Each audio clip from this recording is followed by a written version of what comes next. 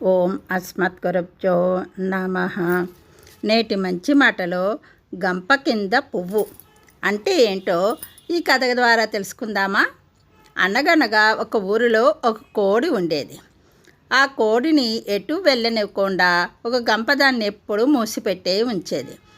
ఆ కోడి బయటకు వెళ్ళాలని ఎంత ప్రయత్నించినా గంప దాన్ని వదిలేది కాదు.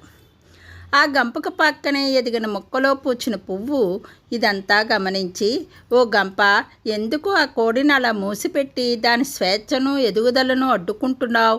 పాపం కదా అంది. పువ్వు మాటలకు అహంకారంతో నిండిన మనసుతో ఆ గంప, నా గుణం అంతే, నాకు నచ్చిన దాన్ని మోసుకెళ్తాను, నా ఇష్టం వచ్చిన దాన్ని మూసిపెడతాను అని చెప్పింది. గంప మాటలు విన్న పువ్వు చిన్న నవ్వు నవ్వి, అన్ని పరిస్థితులు నీకు అనుకూలంగా ఉంటాయని విర్రవీగకు అంది. పువ్వు, ఆహాహా, అవునా, అయితే ఇప్పుడు నిన్ను కూడా మూసిపెడతాను, చూస్తావా అని ఆ గంప పువ్వును కూడా తన కింద మూసిపెట్టింది. అయితే గంప పువ్వును బంధించింది, కానీ ఆ పువ్వు వెదజల్లే పరిమళాన్ని మాత్రం బంధించలేకపోయింది. ఆ పువ్వు యొక్క పరిమళాలను అనుసరిస్తూ అక్కడికి వచ్చిన ఒక పాప ఆ గంపను తీసి పక్కన పడేసి ఆ పువ్వును తీసుకెళ్ళి దేవుని పాదాల వద్ద ఉంచింది.